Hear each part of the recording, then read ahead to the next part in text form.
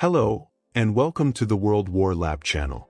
Today's story takes us to one of the deadliest beaches of the Second World War, where desperation, ingenuity, and raw courage collided in a matter of minutes.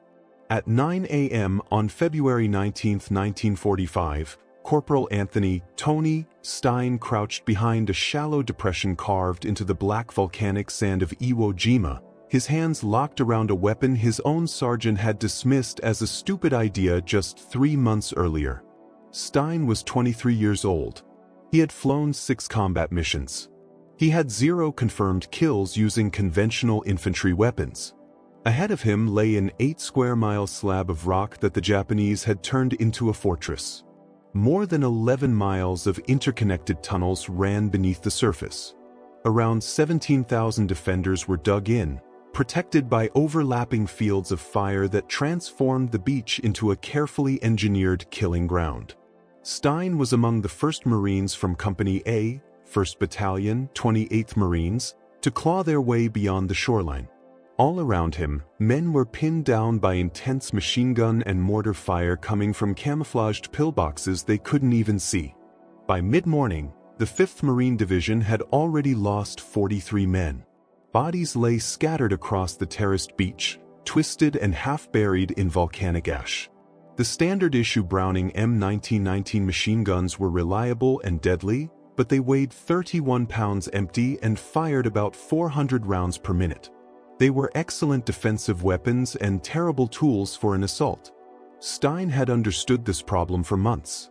Back in November of 1944 at Camp Tarawa in Hawaii, he had watched machine gun crews struggle during training exercises.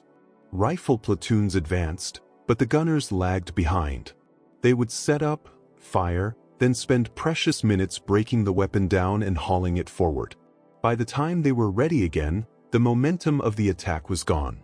Tony Stein was a toolmaker by trade.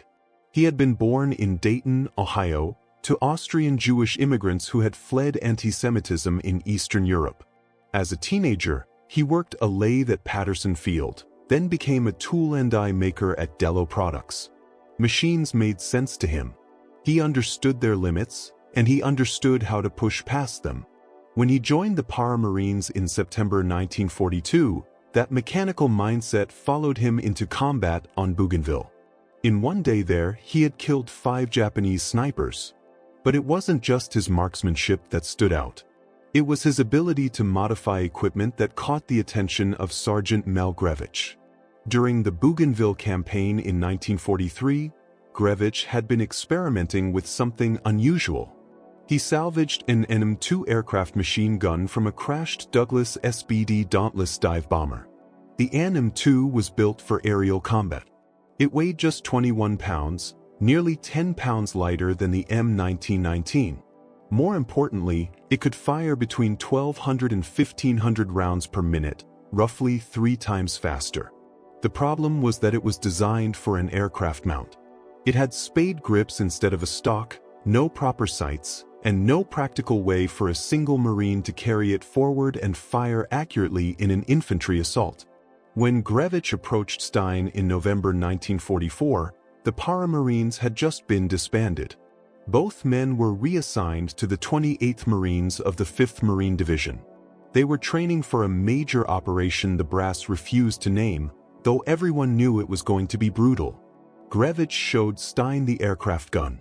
Stein immediately saw what it could become. They worked at night inside a maintenance shed. Stein cut down the buttstock of an M1 Garand, hollowing it out so it could accept the machine gun's buffer tube. He fabricated a solenoid-based trigger mechanism from scraps of sheet metal. Grevich welded a Browning automatic rifle bipod to the front of the gun. They added bar rear sights to make aiming possible. The result was crude but effective. The weapon weighed around 25 pounds and fed from a 100-round ammunition box that could be emptied in roughly 5 seconds of continuous fire. They named it the Stinger. Stein built 6 of them. 1 went to each of Company G's 3 rifle platoons. 1 went to the demolition section. 1 went to Grevich. 1 stayed with Stein himself. Reactions among the Marines were mixed. Some thought it was brilliant. Others called it a death trap. One sergeant said it would jam on the first burst. Another warned that the thin barrel would melt after 2 magazines. A platoon commander from 2nd Battalion remarked that only an idiot would carry a plain gun into an infantry fight. Then Stein test-fired it on the range. He emptied an entire ammunition box into a target 200 yards away in under 6 seconds. After that, the skeptics fell silent. Company commanders approved the weapon. Battalion approved it. The Stinger was going to war. Now, on the beach at Iwo Jima, Stein tightened his grip. The barrel of the Stinger was already warm. Around him, Marines were dying because they couldn't identify where the Japanese fire was coming from. Standard procedure called for tanks or naval gunfire, but the tanks were bogged down in the soft volcanic ash, and naval shells couldn't hit targets that remained invisible. Stein made a decision. If you want to see how Stein's plain gun performed in the chaos of Iwo Jima, hit that like button. It helps us share more forgotten stories from the Pacific. Subscribe if you haven't already. Back to Stein. He stood fully upright in the middle of a beach covered by overlapping Japanese fields of fire. Corporal Tony Stein deliberately exposed himself to draw enemy attention. He needed them to shoot. He needed to see the muzzle flashes. Bullets cracked past his head. Mortar rounds exploded nearby, spraying ash into the air. Then he saw it. A pillbox 75 yards to the northwest, camouflaged with volcanic rock and sand. The barrel of a Type 92 heavy machine gun protruded just a few inches. Stein lowered the Stinger, aimed, and squeezed the solenoid trigger. The weapon came alive, roaring at a rate of roughly 1,200 rounds per minute. The pillbox began to come apart under the torrent of .30 caliber fire. Bullets tore into sandbags and volcanic rock. The Type 92 went silent. Through the dust and smoke, Stein could see movement inside the position, and then nothing at all. He shifted his aim to a second pillbox 40 yards to the left and fired again. Another 5-second burst. The concrete structure absorbed some of the rounds, but the sheer volume of fire was overwhelming. The Japanese machine gun crew inside stopped firing. Around Stein, Marines began to move. With the enemy positions suppressed, riflemen surged forward from their shallow depressions. Sergeants shouted orders. The assault regained its momentum. Stein charged the first pillbox. The Stinger was lighter than a standard M1919, and he could run with it. He reached the position in seconds. Inside, 3 Japanese soldiers lay dead. The Stinger's blistering rate of fire had cut through everything. He moved to the second pillbox. The result was the same. 2 enemy soldiers lay dead, the position neutralized. Then Stein felt the Stinger suddenly go light in his hands. The ammunition box was empty. 100 rounds were gone in less than 10 seconds of actual trigger time. He had anticipated this problem during training back in Hawaii, but facing it in live combat was something else entirely. The Stinger was devastating, but it was also insatiable. Stein glanced back toward the beach. 200 yards away, near the waterline, ammunition was being stockpiled where landing craft were still unloading supplies under intermittent mortar fire. To resupply, he would have to cross open ground, completely exposed. He didn't hesitate. He started running. The volcanic sand made every step a fight. This wasn't normal sand. The ash was loose and terraced, collapsing underfoot. Marines compared it to trying to run through ball bearings. With each stride, Stein's boots sank several inches. Halfway to the beach, he passed a wounded Marine, a private first class from 2nd Platoon with shrapnel embedded in his left leg. The man was conscious but couldn't move. Stein grabbed him, slung him over his shoulder, and kept going. The Marine weighed around 160 pounds. The Stinger weighed 25. Stein's combat pack added another 30. He was carrying more than 215 pounds through volcanic ash while Japanese mortars began bracketing the beach. He reached the supply point at 9:45 a.m. A corpsman took the wounded Marine. Stein grabbed 4 ammunition boxes, each holding 100 rounds of linked .30 caliber. He stuffed 2 into his pack, carried 1 in each hand, and turned back toward Company A's position. The return trip took 3 minutes. Japanese snipers had begun targeting anyone moving between the beach and the forward lines. Bullets kicked up black ash around Stein's feet. A mortar round detonated 30 yards to his right, spraying volcanic rock and fragments through the air. He didn't slow down. When he reached Company A, his platoon sergeant immediately pointed toward another pillbox. This one was larger, reinforced concrete, armed with a Type 96 light machine gun that dominated the approach toward the airfield. 2 previous assaults had failed. 4 Marines lay dead in front of it. Stein locked a fresh ammunition box into the Stinger and checked the belt feed. The weapon was already hot from earlier firing, but the thin aircraft barrel could take more. He stood up and advanced alone. The Type 96 opened fire instantly. Rounds snapped past Stein's head and chest. He kept moving forward, the Stinger braced at his shoulder. At 50 yards, he squeezed the trigger.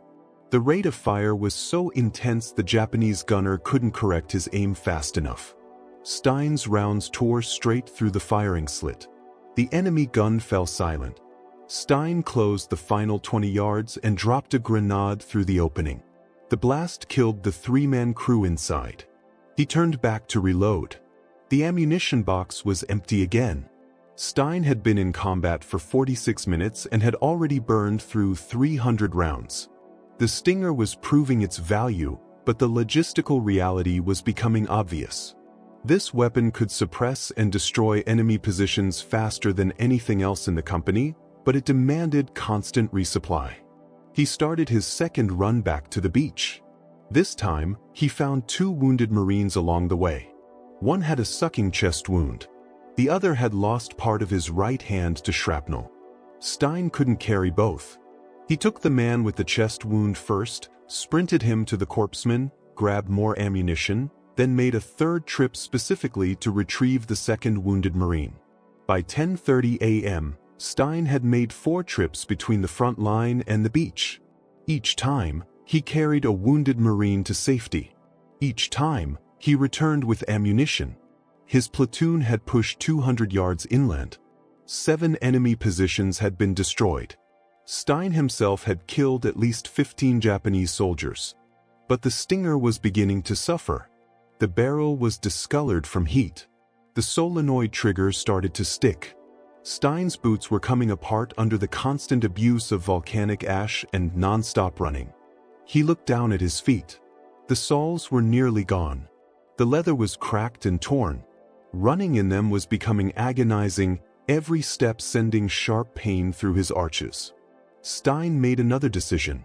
He stopped, unlaced his boots, and kicked them off, standing barefoot in the volcanic ash. It looked insane, but Stein understood the math. Every second mattered. The damaged boots were slowing him down.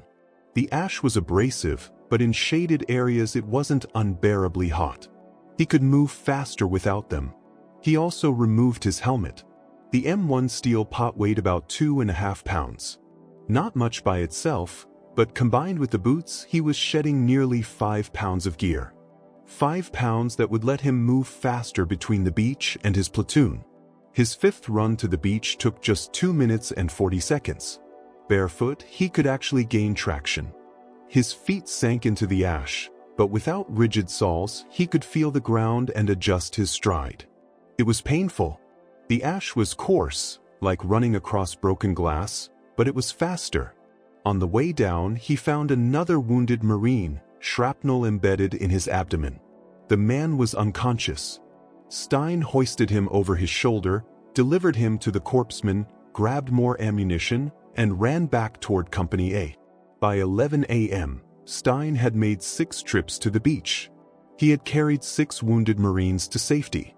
He had brought back 600 rounds of ammunition. He had personally destroyed 5 additional enemy positions. His platoon had advanced 300 yards inland and was nearing the first airfield. Japanese resistance was intensifying. The defenders had built a layered network of pillboxes, spider holes, and underground bunkers connected by tunnels. When one position was destroyed, soldiers emerged from another and resumed firing. The Stinger was the only weapon in Company A capable of delivering enough volume of fire to keep multiple enemy positions suppressed at the same time. When Stein opened up on a pillbox, the sheer sound of 1,200 rounds per minute was enough to make neighboring positions hesitate. That hesitation gave riflemen the opening they needed to rush forward and throw grenades. But the weapon itself was paying the price. The barrel was now visibly glowing after sustained fire. The thin, aircraft-grade steel had never been designed for prolonged ground combat. It was meant to be cooled by 300-mile-per-hour slipstreams during dive-bombing runs. Down here, there was no airflow at all, only heat. The solenoid trigger mechanism was degrading as well. Stein had built it by hand from sheet metal back in Hawaii. It worked, but it was nothing like a factory-made trigger group. Sometimes it stuck. Sometimes it fired a single round when he wanted a burst. More than once, Stein had to smack it with the heel of his palm to reset it. Even with those mechanical problems, the Stinger remained devastatingly effective. At 11:20 a.m., Stein's platoon ran into a reinforced Japanese position that had already stopped the advance of 2 other companies. It was a concrete bunker with 3 narrow firing slits arranged to dominate the approach to Airfield No. 1. Inside were multiple Type 96 light machine guns, their fields of fire overlapping perfectly. 2 tank destroyers had attempted to eliminate the bunker. Both were hit by concealed 47mm anti-tank guns and forced to withdraw. An airstrike was called in, but the bombs landed 50 yards off target. The bunker was still fully operational. Stein studied the position. The firing slits were narrow, maybe 8 inches wide and 4 inches tall, difficult targets under any circumstances. But the Stinger's rate of fire changed the math. If he aimed at a slit and held the trigger, probability alone meant some rounds would get through. He advanced alone. At 50 yards from the bunker, Stein dropped prone and opened fire. The Stinger emptied its 100-round ammunition box in 7 seconds. At that distance, at least 30 rounds punched through the firing slits. The Japanese guns inside went silent.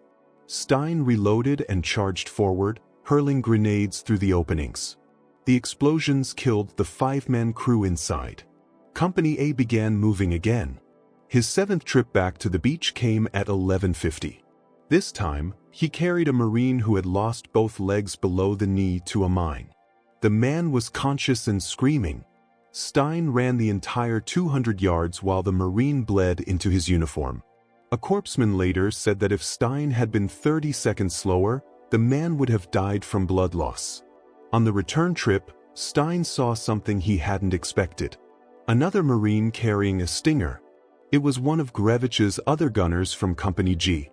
That weapon had overheated and jammed permanently.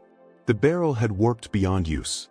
The Marine was hauling it back toward the beach, hoping an armorer could salvage it. Stein glanced down at his own weapon.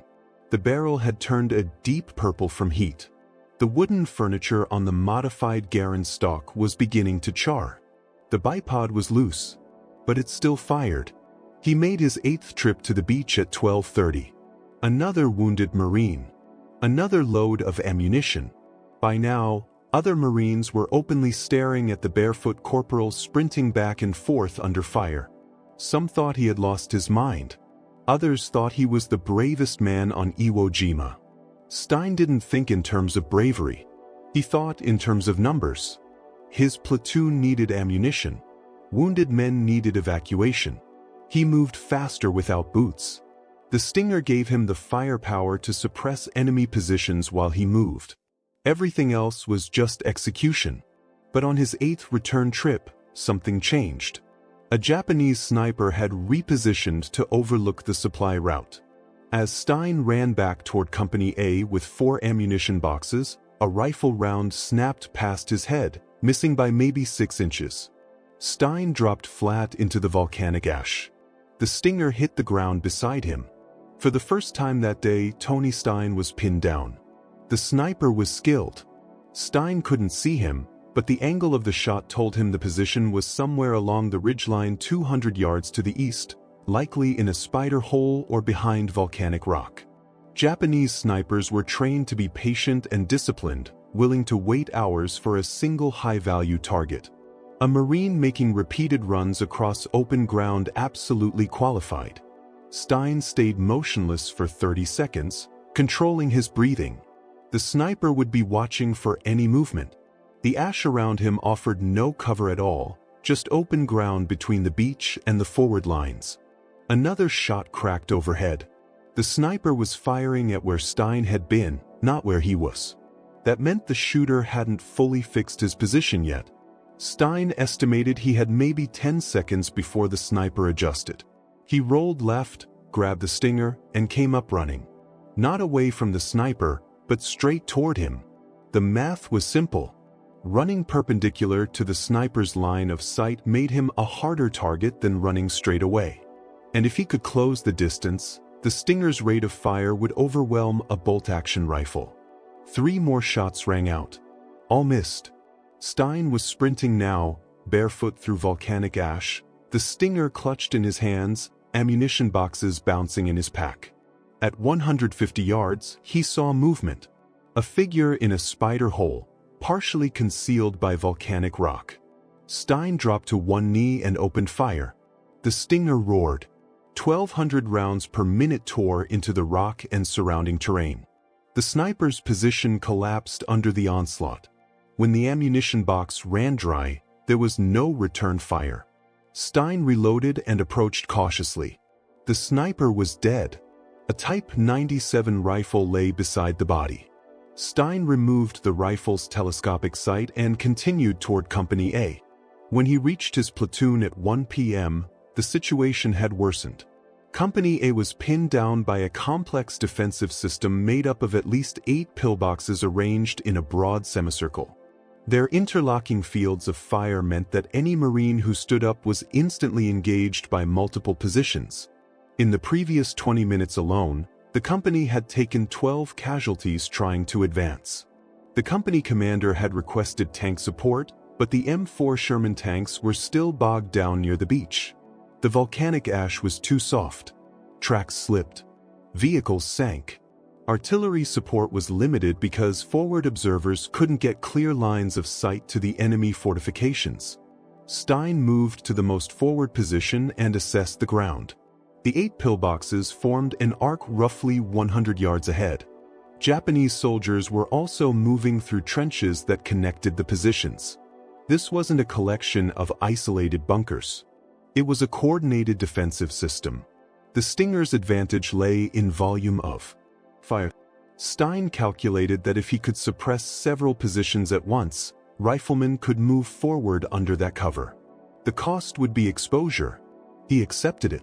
He stood up and opened fire on the leftmost pillbox. A 5-second burst. 100 rounds.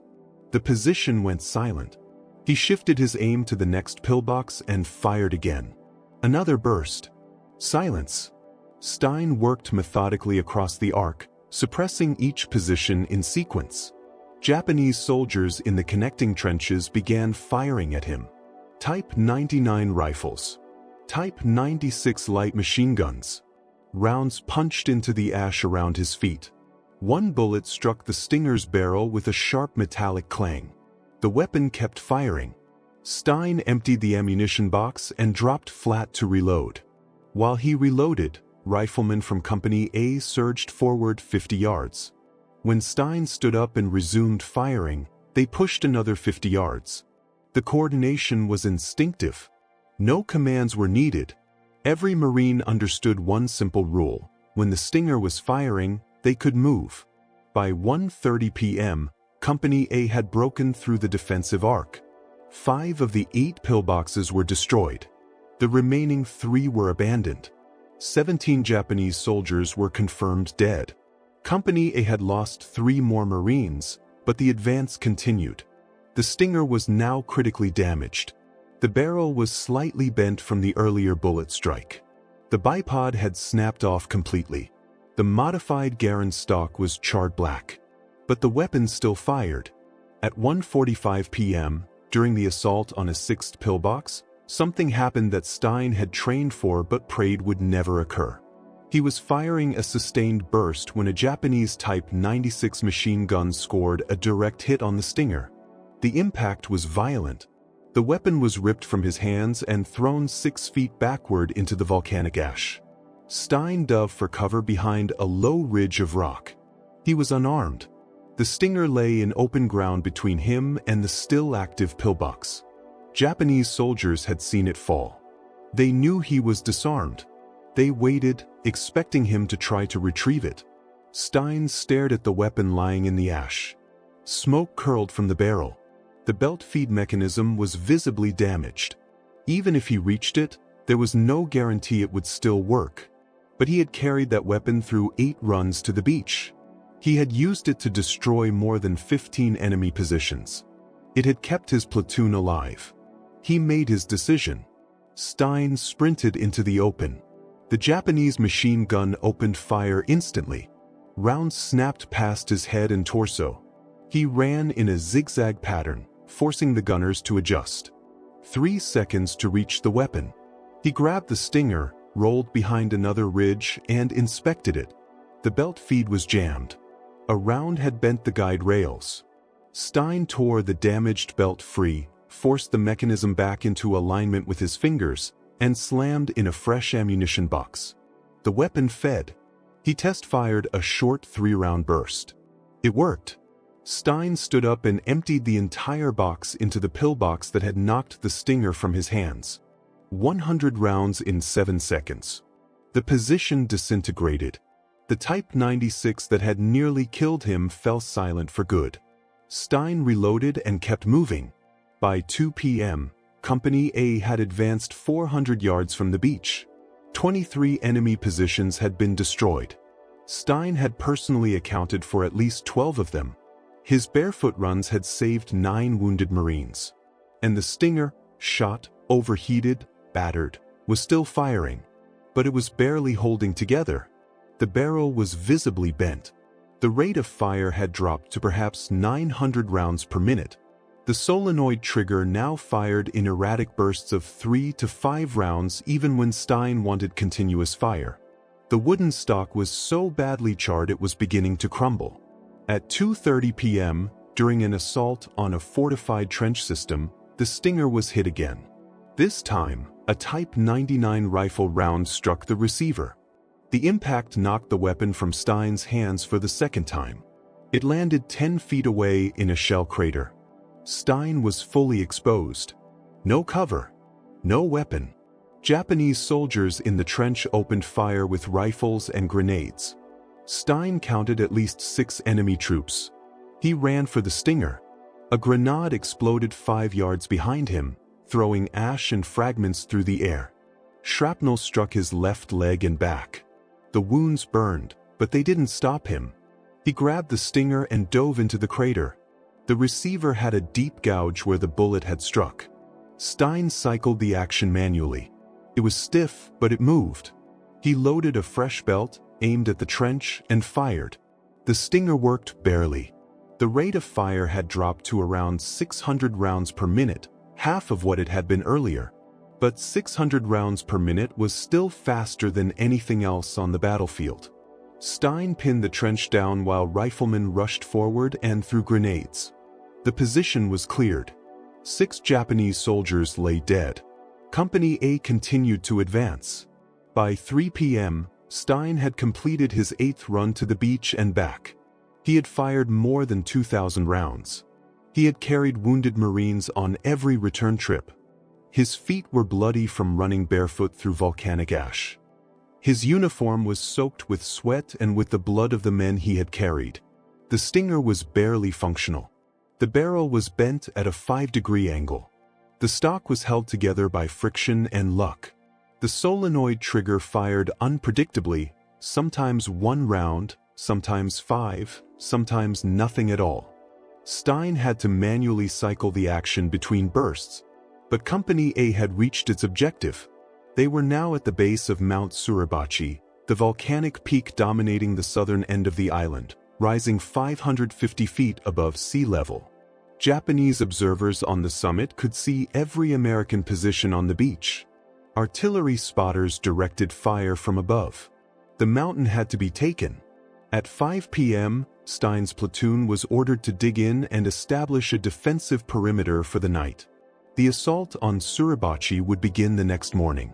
For now, Company A needed time to consolidate, resupply, and prepare for inevitable counterattacks. For the first time since landing, Stein finally had a moment to assess his own condition. His feet were torn open and bleeding. Volcanic ash had ground its way into every cut, turning them into angry, infected wounds. Shrapnel fragments were lodged in his left calf and lower back. None of the wounds were immediately life-threatening, but all of them needed treatment. His hands were blistered from carrying the overheated stinger, and exhaustion was setting in hard. He had been in continuous combat for nearly 8 hours. Over the course of the day, he had run roughly 3 miles back and forth across the battlefield, barefoot, under fire, carrying wounded men and hauling ammunition.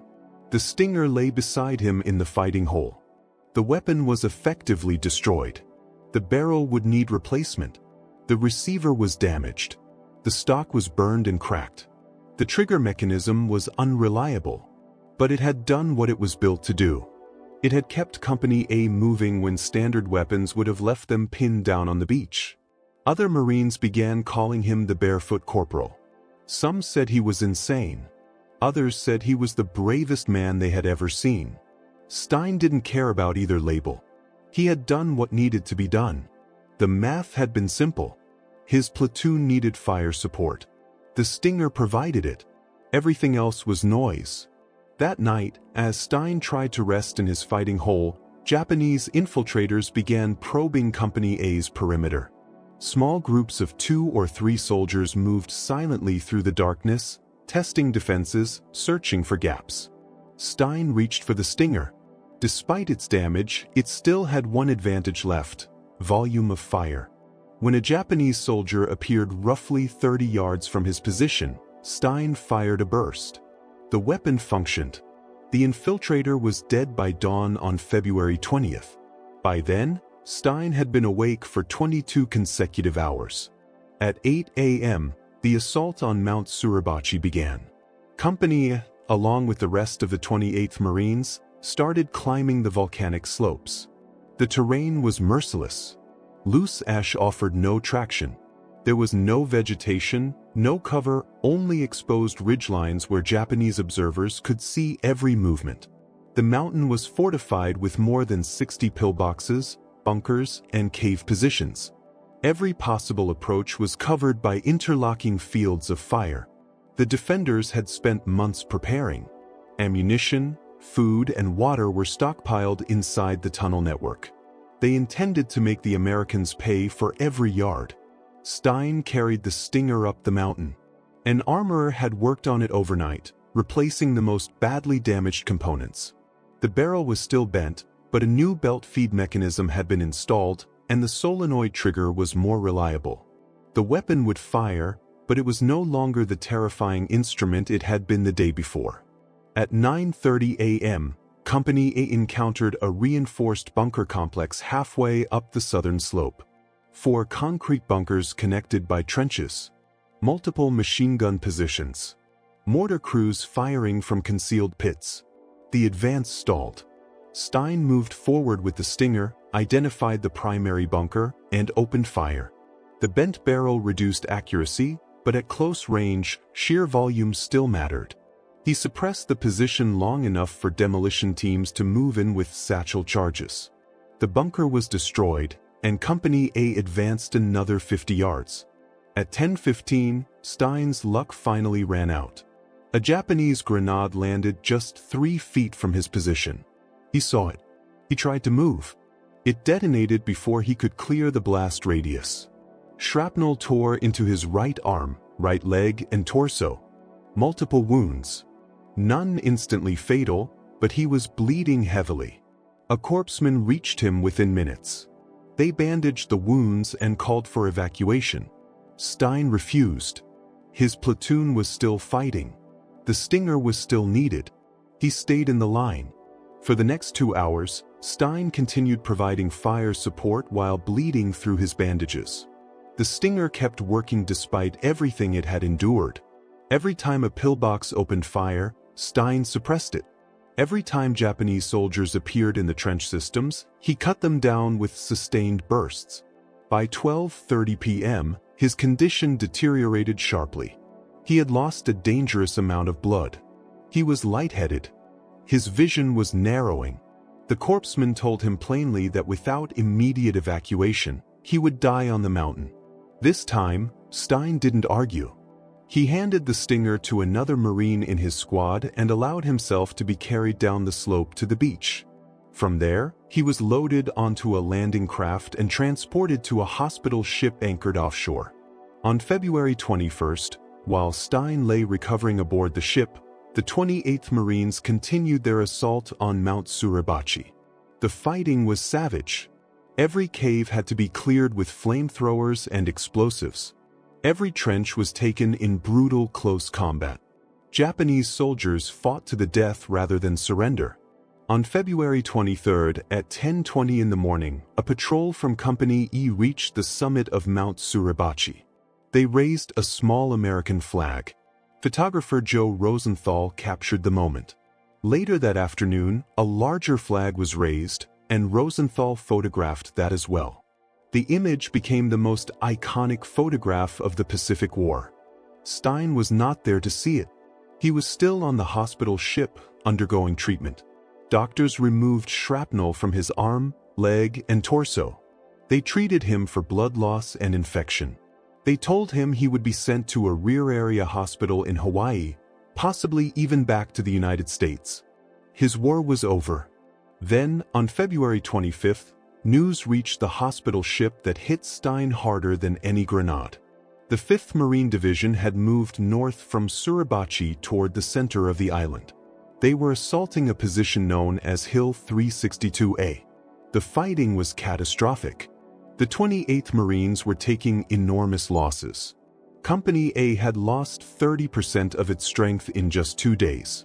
Stein's platoon sergeant was dead. His squad leader was dead.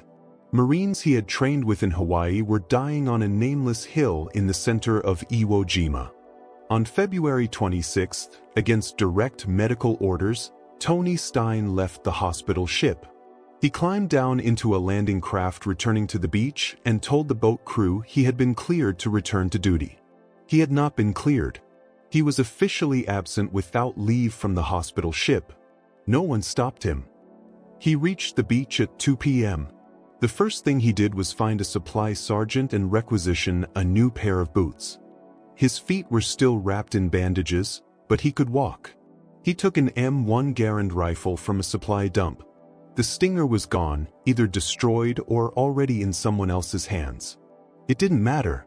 Stein was going back to his unit. He walked north across Iwo Jima, nearly 6 miles through volcanic ash, past shattered Japanese positions, burned-out tanks, and scattered equipment. He passed graves registration teams collecting the American dead. On February 27th, he reached Company A's position at Hill 362A. The company had been reduced to 63 men from an original strength of 240. The survivors were hollow-eyed and exhausted. They had been fighting almost continuously for 8 days with no real rest and no relief, locked in constant combat against an enemy that refused to surrender. Stein reported to the company commander and was put back on the line immediately. Company A needed every rifle it could get. For the next 2 days, Stein fought in the brutal close-quarters combat around Hill 362A. There was no Stinger now, just an M1 Garand and grenades. The fighting was different without the improvised machine gun.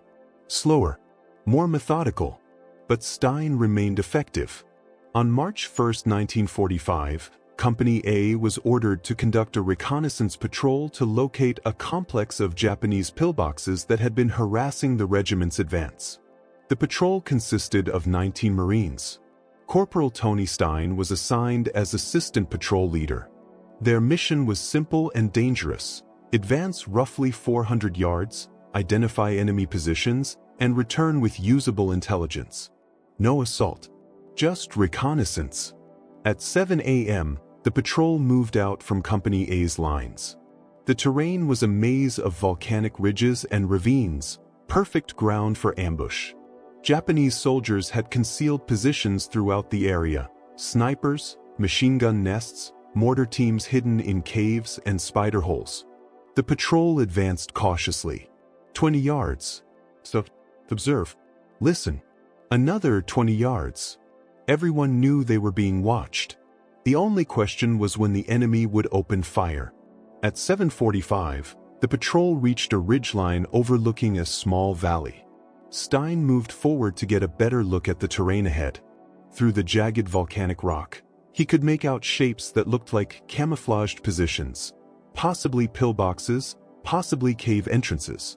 They needed to move closer to be sure. Stein signaled the patrol to advance. He stepped forward, M1 Garand ready. His feet, still bandaged from the barefoot runs 8 days earlier, ached with every step.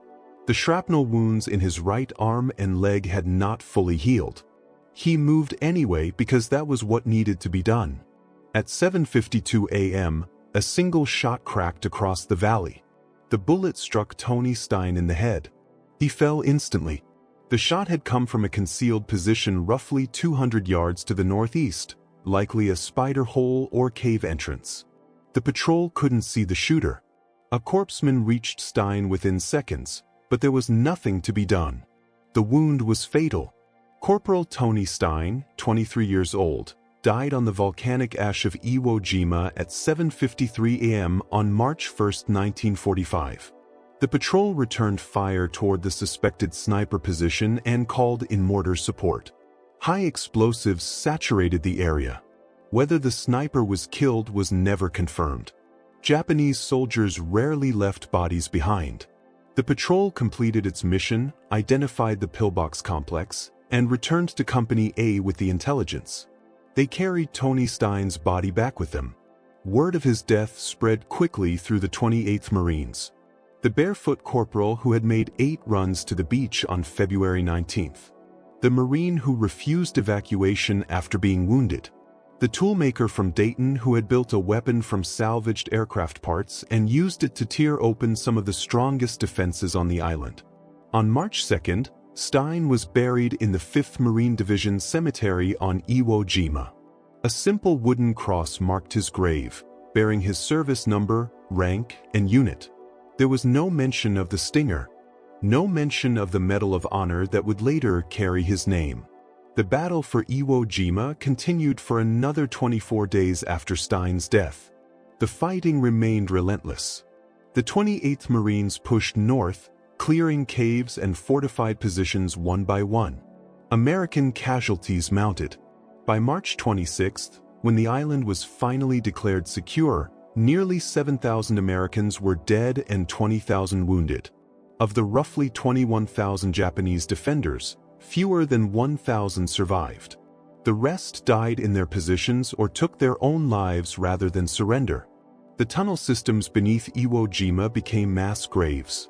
But on February 19th, during those first 8 hours of combat, Tony Stein and his improvised weapon had made a difference. His barefoot runs saved 9 wounded Marines who would have died on the beach. His suppressive fire allowed Company A to advance when other units were pinned down. His mechanical ingenuity gave the Marine Corps a weapon that, for one day, changed the tactical equation. The 5 other Stingers built by Mel Grevich and John Little also saw combat on Iwo Jima. 2 were destroyed by enemy fire. 1 jammed permanently from overheating. The remaining 2 survived the battle but were lost in the chaos of post-war equipment disposal. None of the original 6 Stingers exist today. They were field modifications, non-standard weapons, the kind the military destroys rather than preserves. But the legend of the Stinger lived on in Marine Corps history. Armorers and mechanics told the story of the toolmaker from Ohio who salvaged aircraft machine guns and turned them into infantry weapons, who ran barefoot through volcanic ash to keep his platoon supplied, who refused evacuation when wounded, who returned to combat when he should have been confined to a hospital ship. In May 1945, Lieutenant Colonel Chandler Johnson submitted a formal recommendation for Tony Stein to receive the Medal of Honor. The recommendation detailed Stein's actions on February 19 in full: the 8 separate trips to the beach, the wounded Marines he evacuated under fire, the enemy positions he destroyed, and the barefoot runs across volcanic ash while exposed to machine guns and mortars. The recommendation was endorsed at every level of the chain of command: regiment, division, Fleet Marine Force, and Pacific Command. Every officer who reviewed the after-action reports reached the same conclusion. Corporal Tony Stein had displayed conspicuous gallantry and intrepidity at the risk of his life, above and beyond the call of duty. On February 19, 1946, exactly 1 year after Stein's actions on Iwo Jima, his widow, Joan Stein, received his Medal of Honor during a ceremony at the Ohio State House. The medal was presented by Ohio Governor Frank Losh. Joan stood in the governor's office holding the decoration, overwhelmed by both its weight and what it represented. Tony's mother, Rose, attended the ceremony as well, tears streaming down her face. Her son, the child of Jewish immigrants, a young man who had left high school early to work as a toolmaker, had been awarded the nation's highest military honor. The Medal of Honor citation read in part, "The first man of his unit to be on station after hitting the beach in the initial assault, Corporal Stein, armed with a personally improvised aircraft-type weapon, provided rapid covering fire as the remainder of his platoon attempted to move into position. When his comrades were stalled by a concentrated machine gun and mortar barrage, he gallantly stood upright and exposed himself to the enemy's view, thereby drawing hostile fire to his own person and enabling him to observe the location of the furiously blazing enemy guns. Determined to neutralize the strategically placed weapons, he boldly charged the enemy pillboxes one by one and succeeded in killing 20 of the enemy during the furious, single-handed assault." The citation continued for 3 additional paragraphs, detailing each of his 8 trips to the beach, the wounded Marines he carried to safety, and his repeated refusal to seek medical treatment despite his injuries. It referenced the personally improvised aircraft-type weapon, but never used the name Stinger. That name existed only in Marine Corps oral history. Tony Stein's remains stayed on Iwo Jima until 1948. In December of that year, his body was returned to Dayton, Ohio, for burial with full military honors. The funeral service at Our Lady of the Rosary Church drew hundreds of mourners, veterans, family members, and civilians who had never met him but understood what he represented. He was buried at Calvary Cemetery in Dayton, the only Medal of Honor recipient from that city during World War II. His grave marker lists his rank, his unit, and the decoration he earned. Visitors still leave coins and small American flags at the site. In 1972, the United States Navy commissioned the USS Stein, a Knox-class frigate named in his honor. The ship served for 21 years, operating in both the Pacific and Indian Oceans. It was decommissioned in 1993 and eventually scrapped, but Tony Stein's name remained preserved in naval records. The Marine Corps kept his story alive through training materials and historical instruction. At Parris Island, where new Marines begin their service, instructors teach lessons on improvisation and adaptation in combat. Tony Stein's story is part of that curriculum. The toolmaker who built a weapon from salvaged aircraft parts. The Marine who ran barefoot through volcanic ash to save his brothers. The Stinger itself became a legend in military firearms history. Ian McCullum of Forgotten Weapons documented its design and background. The Canadian Historical Arms Museum later built a functional replica for educational purposes. That replica demonstrated exactly what Stein and Malgrevich had achieved using basic tools and mechanical skill. They had taken an aircraft machine gun design to be cooled by 300-mile-per-hour slipstreams and adapted it for infantry combat. They had solved a battlefield firepower problem with salvaged parts and ingenuity. Military historians still debate the Stinger's overall tactical significance. 6 weapons across a single regiment did not change the outcome of the entire battle. But those 6 weapons mattered deeply to the Marines who fought alongside them. The suppressive fire enabled advances that otherwise would have stalled. The psychological effect of 1,200 rounds per minute kept enemy soldiers pinned down at critical moments. What is not debated is Tony Stein's courage. 8 trips under fire. 9 wounded Marines saved. Barefoot runs across volcanic ash. Refusing evacuation while wounded. Leaving a hospital ship to rejoin his unit. Leading a reconnaissance patrol that ultimately cost him his life. The barefoot corporal from Dayton represents something fundamental about the Marine Corps ethos. Improvise, adapt, overcome. When standard equipment fails, build something better. When wounded, keep fighting. When ordered to rest, return to your unit. When faced with impossible odds, move forward anyway. Tony Stein was 23 years old when he died.